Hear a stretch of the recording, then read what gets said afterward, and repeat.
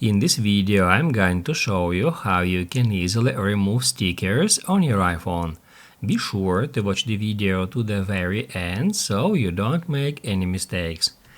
Let's get started, guys, and first off, let me open up Photos app, and now I'm gonna quickly create a sticker to demonstrate you how we can delete it then.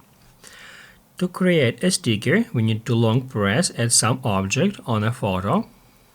In this pop-up, if we tap at Add Sticker, it will cut out this object and put it to your stickers collection. And right from here, just after you've created a sticker, you are able to delete it.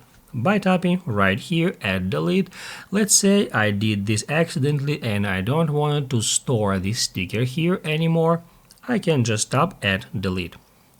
Here at Stickers, we got two more custom stickers that I've just created to demonstrate you how we can delete them.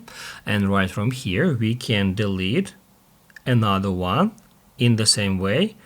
Tap on it and then hit Add Delete. And in the same way, we can delete stickers from any app that uses keyboard. Let's say Messages app. I can head over to Messages. I can open up a conversation. I can tap right here at this plus. Then select Stickers.